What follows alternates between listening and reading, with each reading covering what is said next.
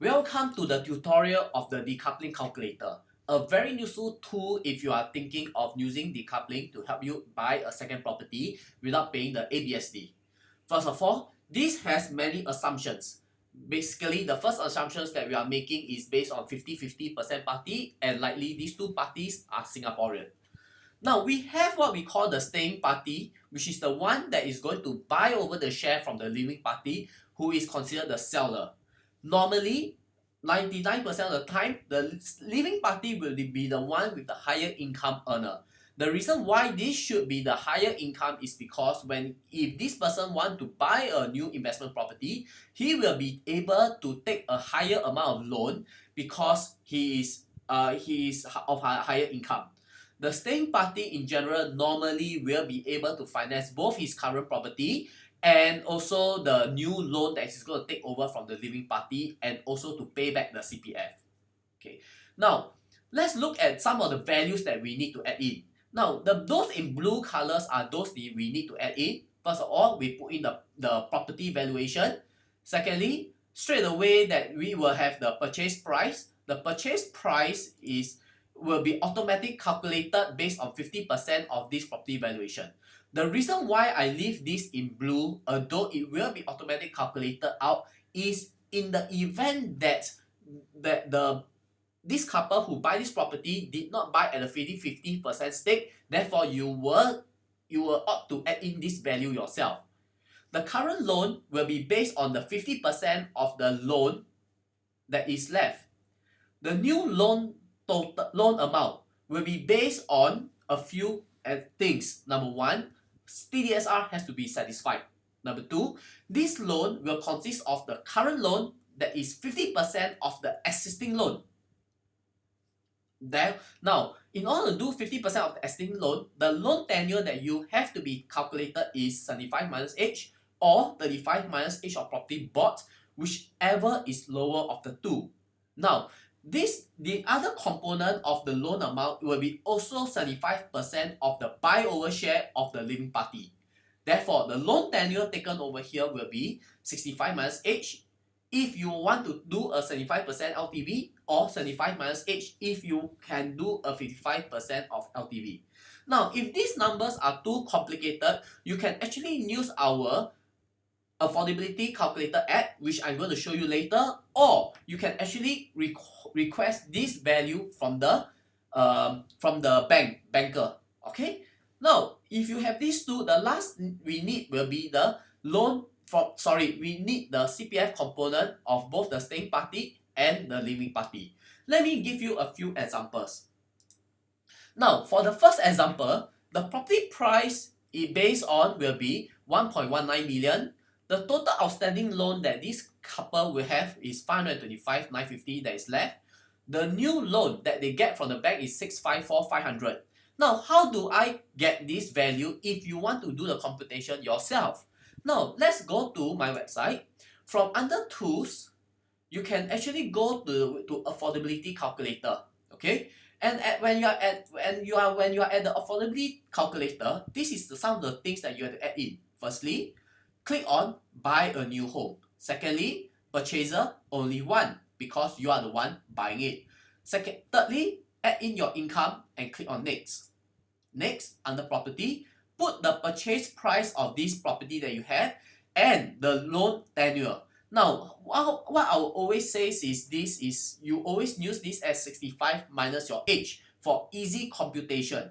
For harder computation, please refer to us.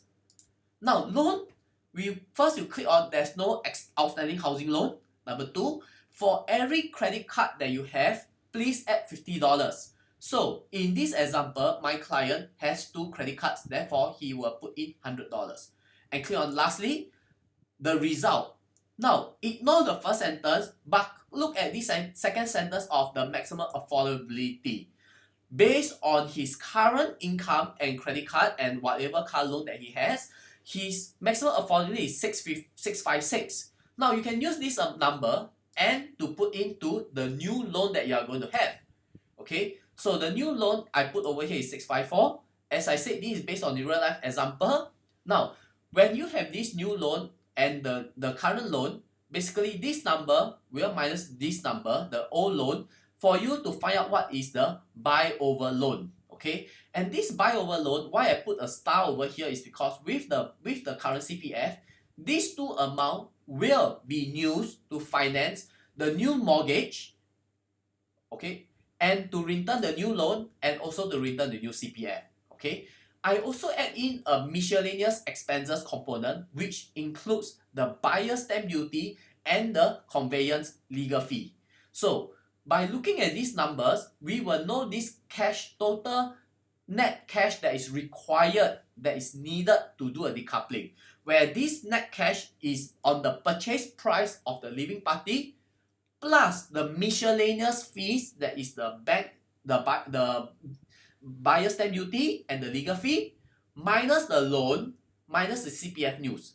Therefore, this is the total cash that is needed. Okay, but after you return everything from the cash proceeds, okay, there is definitely going to be a balance. Okay, and the staying party will use the new home loan. Okay, and this balance over here, this leaving party will be able to use the cash proceed that he get from the loan, okay, or rather this cash proceeds will actually goes from the staying party together with the CPF with his that is returned to him will be added in, and these two amount, and he can take a new loan amount and he can actually buy a second property with no sums down. Let me give you a second example. Now the purchase price is 1.06 million. Now when this 1.06 million and is owned by 50-50%, that's right, straight away is over here as 50-50%. The new total loan amount is 380,000. His new loan is 587. These are the husband and wife CPF. Now by inputting all this amount over here, automatically it will come out and there is a cash proceeds of close to 700,000. Okay. Now, is there normally what I've shown you are two examples of cases where they have a positive cash proceed. But is there cases of negative cash proceeds? Most of the time it's always positive cash proceeds, but I just want to show you an example of a negative cash proceed. Okay, so a property value of maybe 1.5 million, total loan is 1 million, your new loan 600,000 that you can borrow, okay, and there is actually a negative cash proceed over here. Oh, so therefore my calculator also works if you have a negative cash proceed. In this example, what should you do? Firstly, there are other ways to reduce this amount. Okay, what our favorite example over here is always to go by pledging, okay, or rather you should use non-pledged assets.